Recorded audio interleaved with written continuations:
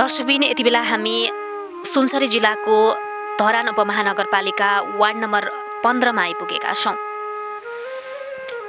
हजारौं सपनाहरू बोकेर परिवार आफ्ना छोराछोरी श्रीमतीका चाहना इच्छा र सपनाहरूलाई पूरा गर्ने उद्देश्य राखेर हरेक नेपालीहरू वैदेशिक रोजगारका सिलसिलामा विभिन्न देशमा पुग्छन्, रगत पसिना बगाउँछन् र आफ्ना परिवारका सपना पूरा गर्नका लागि हरेक दिन मेहनत गर्न पुग्छन्। आज हामीले यो भिडियो प्रस्तुत गर्दा अलिकति नरमाइलो, यो कुरा भनिरहँदा अलिकति नरमाइलो पनि लागिरहेको छ। दर्शकबिन, हजारौं नेपालीहरू वैदेशिक रोजगारका सिलसिलामा विभिन्न देशमा पुगिरहँदा त्यही भूमिमा रगत पसिना बगाउँदै समाप्त गर्नुपर्ने बाध्यता र व्यवस्थाहरू छन्। त्यही बाध्यता र व्यवस्थामा आज गणेश थेबे पनि पर्नु भएको छ। केही वर्ष अघि परिवारका सपना, छोरीको सपना, आफ्ना सपना, भविष्य उज्जवल बनाउने उद्देश्य राखेर सपना बोकेर विदेशी भूमिमा रगत पसिना बगाउन पुग्नुभएका गणेश थेबे यति बेला कहिले नफर्किने गरी साउदी अरबमा नै आफ्नो ज्यान गुमाएका छन्। दर्शकबिन, केही समय अगाडि जब विदेश गएको केही वर्ष भयो र घर फर्किने समय आइपुगिरहेको थियो र सबै तयारी पुरा गर्नुभयो, घरमा पनि जानकारी गराउनु भयो कि म आउँदैछु भनेर उहाँले जानकारी गराउनु भयो, किनमेल सबै कुरा भयो।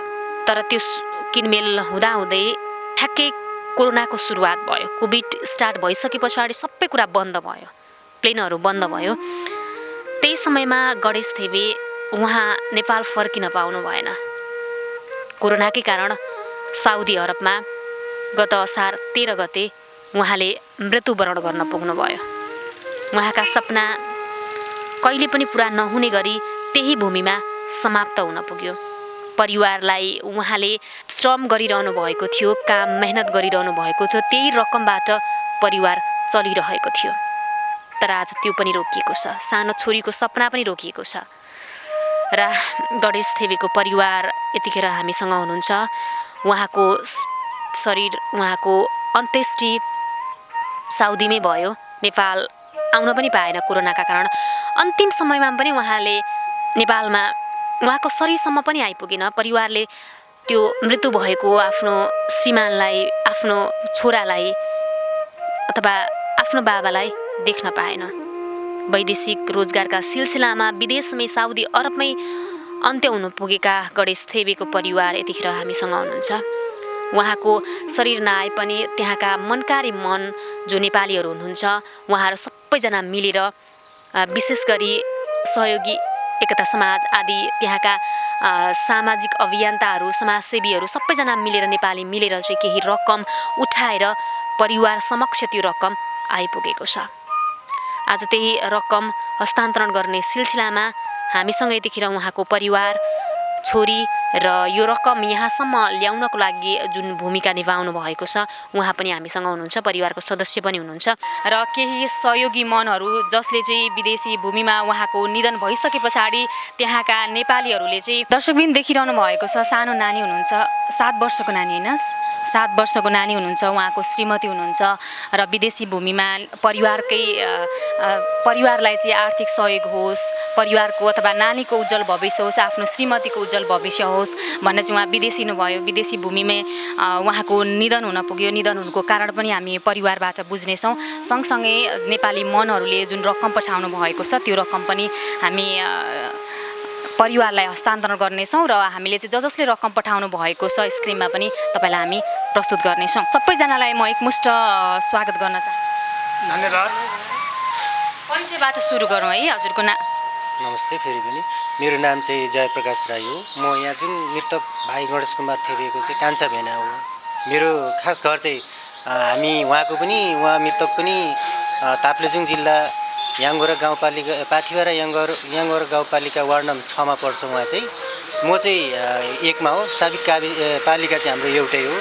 र अहिले हाल यहाँ हामी जुन बसेको यो स्थानलाई चाहिँ धरान उपमहानगरपालिका वार्ड नम्बर 15 मिलनचोक आडा मिलनचोक भनिन्छ। यो खास यो ठाउँलाई चाहिँ थापा मार्ग पनि भनिन्छ। र म यहाँ पनि बस्छु, मेरो घर पनि यहाँ मास्टर छ। जुन अहिले यो घर चाहिँ हो जुन मृतक गणेश कुमार थेबेको चाहिँ फुपू, आफ्नै जेठी फुपूको घर हो। यो घरमा हामी बसिरहेछौँ अहिले चाहिँ। गणेश थेबे जो चाहिँ साउदी अरबमा मृत्यु भएको थियो, उहाँको श्रीमती र छोरीको परिचय चाहिँ मैले गराइसकेको छु। सहयोगी मनहरूले दिएको उहाँले पुर्याउनु भएको, उहाँले यहाँनिर पठाउनु भएको रकम लिएर चाहिँ यतिखेर रकम बोकेर बसिरहनु भएको छ। हामी उहाँको पनि परिचय लिन चाहन्छौँ। धन्यवाद। सम्पूर्ण मिडियाकर्मी मित्रहरू र यस कार्यक्रममा उपस्थित सम्पूर्ण जनहरू र हाम्रा मृतक गणेश थेबेका श्रीमती तथा नानीहरू। मेरो खास जन्मघर भोजपुर जिल्ला, साबिक भोजपुर जिल्ला कुलुङ गाविस वार्ड नम्बर 5 यागी। हाल त्यस ठाउँले अहिले नयाँ नामाकरण गर्दा सालपासिलिछो गाउँपालिका वार्ड नम्बर 2 र वहाँबाट म माइग्रेसन भएर यहाँ धरान वार्ड नम्बर 15 यहीँ छिमेकी यो माथिल्लो मेरो घर हो र मेरो नाम दिपबहादुर तामाङ। श्रीमतीबाटै म बुझ्न चाहन्छु, जो मृतकको श्रीमती हुनुहुन्छ, कहिले जानुभएको थियो उहाँ विदेश? उहाँ जानुभएको 2072 साल भदौतिर हिँड्नुभएको। उहाँदेखि घरदेखि चाहिँ माथि नै थियो, हामीहरू ताप्लेजुङमै। उहाँदेखि हिँडेर चाहिँ भदौमा हिँड्नुभएको। त्यहाँदेखि गएर साउदी 2 वर्ष बसेर छुट्टीमा आउनुभयो होइन। त्यहाँदेखि आएर फेरि जानुभएको। 5 वर्ष लाग्दा चाहिँ यसरी बित्नु भएको। पहिलोचोटि जानुभएको हो विदेशमा? साउदी चाहिँ पहिलोचोटि नै हो। त्योभन्दा अगाडि पनि अरू देश अगाडि बे नगरी जानुभएको। मलाई बे गरेर चाहिँ साउदी जानुभएको। अगाडि चाहिँ कतार जानुभएको थियो अरे पहिला, अनि आएर फेरि पछाडि साउदी जानुभएको। अनि गएर वर्ष भन्नुभयो उहाँ साउदी जानुभएको? साउदी जानुभएको लगभग भदौमा 5 वर्ष पुग्थ्यो, असारमै बित्नुभयो। अगाडि छुट्टी 2 वर्ष पछाडि छुट्टीमा आउनुभएको थियो, त्यहाँदेखि फेरि जानुभएको। अब अलिकति म जोड्न चाहन्छु, अब विगतमा कुराहरू भन्दा पनि त्यो घटनाको क्रमलाई म जोड्न चाहन्छु होइन। यहाँले चाहिँ श्रीमान जुन बित्नुभयो भन्ने कुरा चाहिँ कसरी थाहा पाउनुभयो, अलिकति भनिदिनुहोस् न। साथीहरू मार्फत हो खासै। उहाँनिर त्यो पान्डा कम्पनीको कार्यरत साथीहरूबाटै थाहा भएको हो। उहाँसँग नि अब हस्पिटल छिर्नु अगाडि त कुरा भइरहेको थियो होइन। हस्पिटल छिरेपछि चाहिँ कुरा थाहा नै नभएको हो। उहाँ छिरिसकेपछि अहिलेसम्म केही छैन, थाहा नै छैन। हस्पिटल उहाँ जाँदाखेरि छिर्दाखेरि चाहिँ श्रीमानसँग कुरा भएको थियो? अगाडि चाहिँ भएको थियो त्यति बेला? त्यस्तै अब कोरोनाकै सिम्टमहरू चाहिँ भइरहेछ भनेर भन्नुहुन्थ्यो होइन। कोरोना नै होला, अब हस्पिटलले पनि त्यही रिपोर्ट दिएपछि कोरोनै होला भन्ने अब लागिरहेछ। देख्नु पाएको छैन। त्योभन्दा अगाडि अरू रोगहरू उहाँमा थियो कि? उहाँलाई केही थिएन अरू रोग चाहिँ। अगाडि त्योभन्दा अगाडि चाहिँ ग्यास्ट्रिक त जोसँग पनि भइहाल्छ, त्यही हो ग्यास्ट्रिक रोग थियो। आउने बेला भएको थियो भन्नुभयो? अगाडि आउने त अगाडि नै हो, तर पनि अब त्यो लकडाउनले गर्दाखेरि पाउनु भएन। त्यत्तिकै अब त्यो महामारी फैलियो, महामारीले गर्दाखेरि आउनै पाउनु भएन, त्यत्तिकै बिराम हुनुभयो। त्यहाँदेखि हस्पिटल छिर्नुभएको, त्यहाँदेखि थाहा नै छैन। भनेपछि उहाँ विदेशमै बित्नुभयो, उहाँको सब पनि नेपाल ल्याउन पाइएन? ल्याउन पाइएन। उसको के अनुहार फेससम्म त देख्न पाइएन, के को लास त हुन्थ्यो र छैन केही।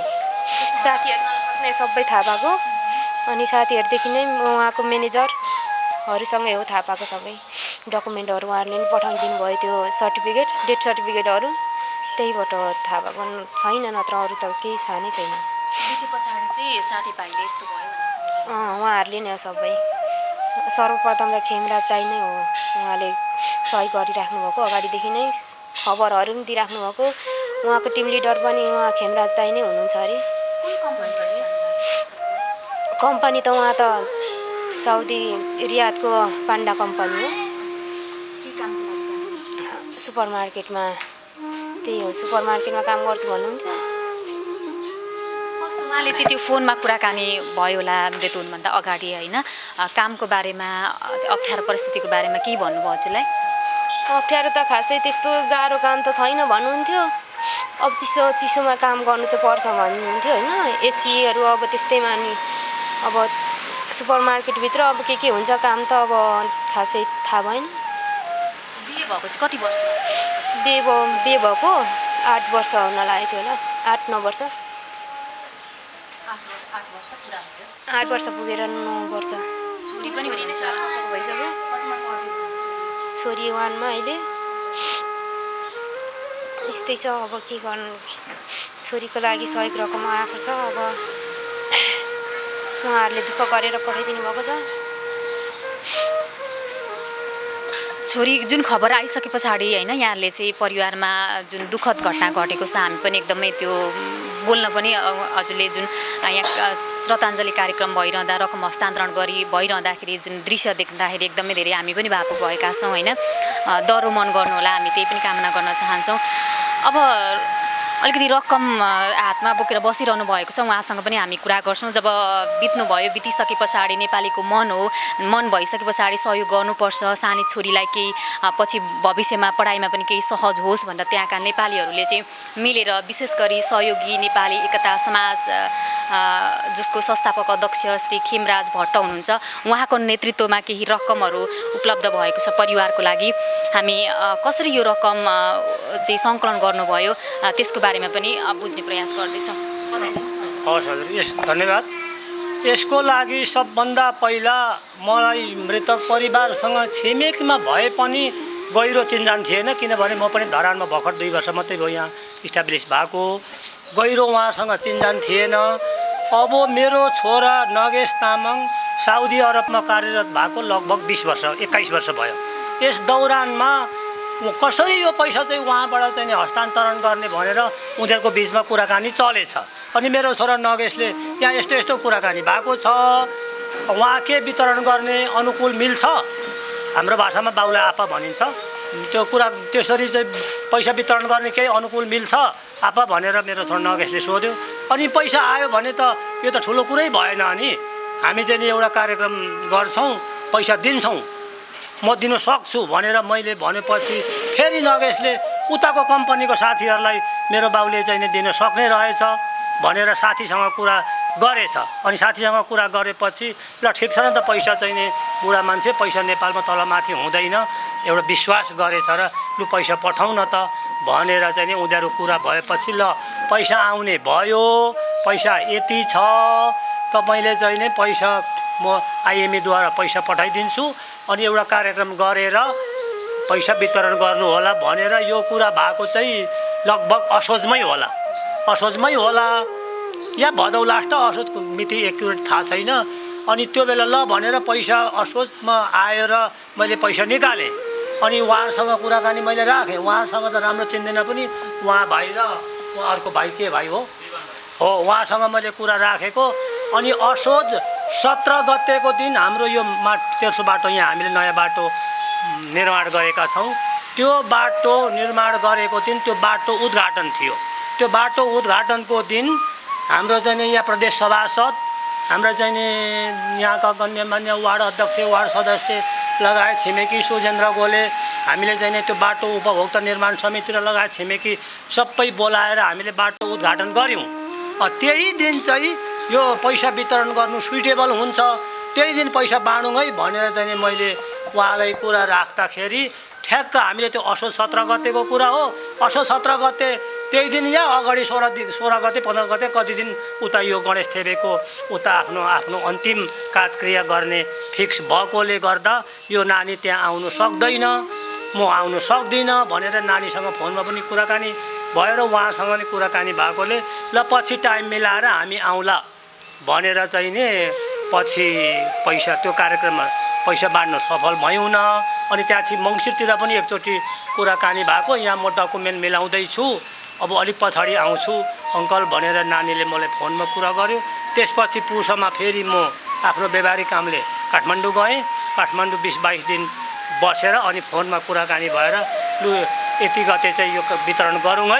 भनेर उहाँहरूसँग कुराकानी मिलाएर आजको दिन तय गरेको कतिजनाले चाहिँ रकम पठाउनु भएको छ यहाँ रकम मलाई मेरो मोबाइलमा रिपोर्ट आए अनुसार 77 जना होइन 77 जना हो यतिजना चाहिँ को यति पैसा भनेर 2,36,170 रुपियाँ पैसा मैले आइएमईबाट पैसा निकालेँ अनि त्यसपछि लु यस्तो काममा म पनि अलिक सहयोग गरौँ त नानीहरूले ठुलो त रकम त होइन भनेर फेरि मैले पनि 1000 त्यहाँ नेपाली रुपियाँ प्लस गरेर 2,77,170 रुपियाँ पैसा म कहाँ जम्मा भयो। अनि त्यतिबाट अब यहाँ मसँग बिल छ, यी खर्च भएको कटाएर पैसा आजको मितिमा हस्तान्तरण गरेको हो हजुर। यो सङ्कलन चाहिँ उहाँहरूले कसरी गर्नुभएछ अलिकति छोटकरीमा भनिदिनुहोस्। यो चाहिँ सम्पूर्ण कुरा म पनि जान्दिनँ। मैले बुझेसम्म यो खेमराज भट्ट यो संस्थाको संस्थापक अध्यक्ष भनेको चाहिँ एकदमै सामाजिक अभियान। संस्थाको नाम चाहिँ सहयोगी नेपाली एकता समाज उहाँहरूले खडा गर्नुभएको रहेछ। यो भाइ पनि सक्रिय सदस्य भनेको छ। अब उहाँले नै चाहिँ नि यो खेमराज भाइले नै अब लु हामी नेपालीहरू केही अभर पर्छ, तलमाथि पर्छ, कहिलेकाहीँ केही हुन्छ, यहाँ सदस्य बनौँ भनेर उहाँले पहल गर्नुभएछ र उहाँको पहललाई स्वीकार गरेर उहाँले चाहिँ नि सदस्य बन्नुभएछ। त्यो लेबीहरू कति के तिर्नु भएको छ।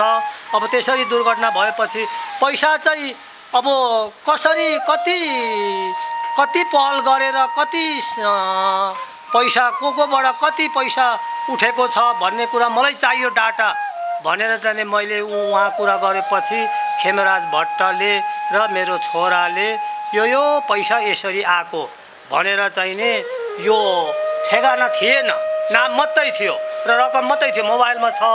अब यो अलिकति प्रश्न देखिएन अनि भनेर मैले चाहिँ नि यो मोबाइलमा यहाँ प्रिन्ट गरेर भन्दा फ्लेक्समा राम्रो छ्याङ्ग देखिन्छ, पछि मिडियाकर्मीहरूले चाहिँ नि फोटो खिच्दा पनि राम्रो देखिन्छ भनेर मेरो आफ्नो आइडियाले यो चाहिँ नि यो फ्लेक्स बनाएँ। हिजो मात्रै बनाएको, धरानमा गएर बनाएँ। पहिला इटरी गएर प्रिन्ट गरेँ अनि धरानमा गएर फ्लेक्स बनाएँ।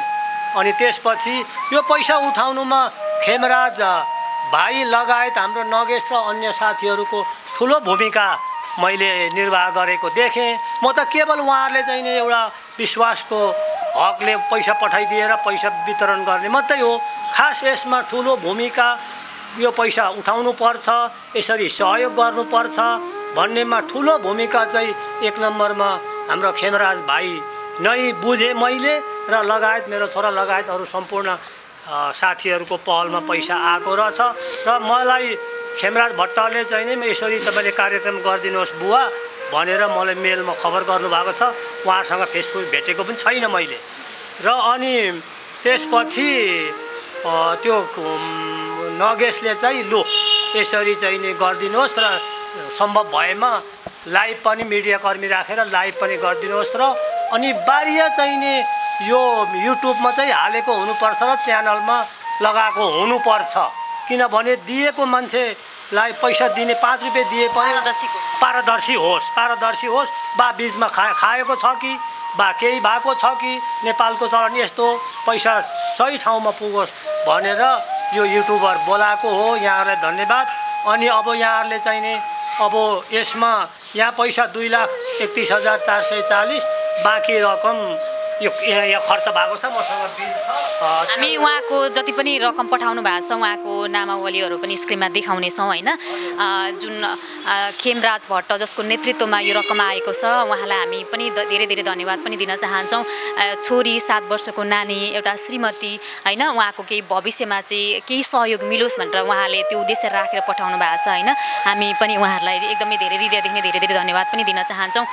र अब रकम हस्तान्तरण गरौँ न। हस् ल, अब यो अघि पनि हामीले गरेको पुनः फेरि चाहिँ नि यो औपचारिक रूपमा यो उताबाट साउदीबाट चाहिँ नि हाम्रो खेमराज भट्टजीको पहलमा आएको रुपैयाँ चाहिँ निज मृतक गणेश थेबेको श्रीमती गङ्गा थेबे र सानो नानी गरिमा थेबेको हातमा म पुनः हस्तान्तरण गर्दैछु हजुर।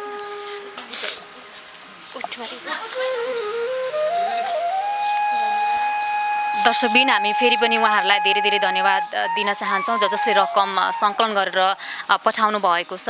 नानीको उज्जवल भविष्यको लागि केही राहत मिलोस् भनेर उहाँले रकम पठाउनु भएको छ। हामी उहाँलाई फेरि पनि धेरै धेरै धन्यवाद दिन चाहन्छौँ। यो रकम प्राप्त गरिसक्नु भएको छ होइन। अब यहाँले अघि पनि भन्नुभयो छोरीकै भविष्यको लागि म प्रयोग गर्छु भन्ने कुरा भनिरहनु भएको छ। जसले रकम पठाउनु भएको छ उहाँलाई चाहिँ के भन्न चाहनुहुन्छ? सर्वप्रथम त अब उहाँलाई खेमराज दाइलाई नै सर्वप्रथम त धन्यवाद, धेरै धेरै धन्यवाद दिन चाहन्छु। यस उहाँनिर साउदी अरबमा रहेर सम्पूर्ण सहयोग मन भएकाहरूलाई सहयोग उठाएर यहाँ हस्तान्तरण गर्नुभएको छ हामीलाई र यो पैसालाई मेरो छोरीको लागि केही माथि पढ्नको के लागि सपना थियो उहाँको मेरो छोरी अब जन्मिसकेपछि सन्तान जन्मिसके पछाडि चाहिँ बुवा आमाको एउटा सपना हुन्छ नि त छोरीलाई चाहिँ यो क्षेत्रमा म पुर्याउँछु भनेर एउटा कल्पना गरे हुन्छ बाल्यकालमा पनि होइन के उहाँले सपना बोक्नु भएको थियो छोरीको लागि सपना त कसैको हुँदैन र बाउआमालाई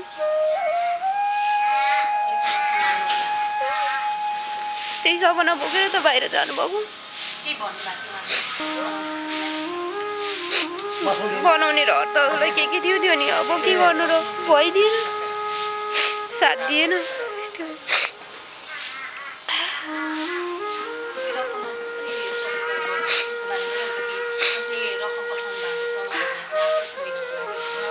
अब छोरीको लागि अहिले त सानै क्लासमा छ अब जति पढ्दै गयो त्योलाई खर्च चाहिन्छ त्यसको लागि केही डिपोजिट गरेर राखिदिएर पछाडि के छ उहाँको आर्थिक अवस्था हजुरहरूको चाहिँ खुलाउन मिल्छ कस्तो छ हाम्रो त के छ र केही अझसम्म काम पनि केही गरेको छैन अब उहाँले नै अब उहाँदेखि उयो गर्दै हुनुहुन्थ्यो खर्चहरू पठाइदिँदै हुनुहुन्थ्यो नानी पढाउँदै यतै बसेको थिएँ योभन्दा अगाडि चाहिँ म तुम्बा ससुराकोमा बसिरहेको थिएँ अहिले चाहिँ यता फुपू सासकोमा आएर बसेको छु यस्तै छ अब काम त मैले खासै केही पनि गरेको छैन उहाँले नै हो पठाउने सबै खर्चहरू त्यही हो जति पनि भिडियो हेर्दै हुनुहुन्छ हजुरलाई अझै केही सहयोग यस्तो गरेदेखि मेरो छोरीको लागि केही सहयोग मिल्थ्यो भन्ने कुरा मनमा केही छ अब आफूले पनि अब केही गर्नु पर्यो होला नि अब गर्ने छैन अब गरेर पठाइदिने मान्छे छैन आफै काम खोजेर अब केही त काम गर्नु पर्यो होला नि छोरीको लागि अब छोरीको अब भर्खर सुरु हुँदैछ पढाइ के भन्न चाहनुहुन्छ जसले सहयोग गर्नुहुन्छ रकम पठाइदिनु भएको छ सहयोगीहरूलाई त धेरै धेरै धन्यवाद दिन चाहन्छु नि अब मेरो दुःखलाई देखेर मेरो उमेर साथै मेरो छोरीको भविष्यलाई अगाडि बढाइदिनु हुने सम्पूर्ण म सहयोगी भावना भएकोहरूलाई त धेरै धेरै धन्यवाद दिन चाहन्छु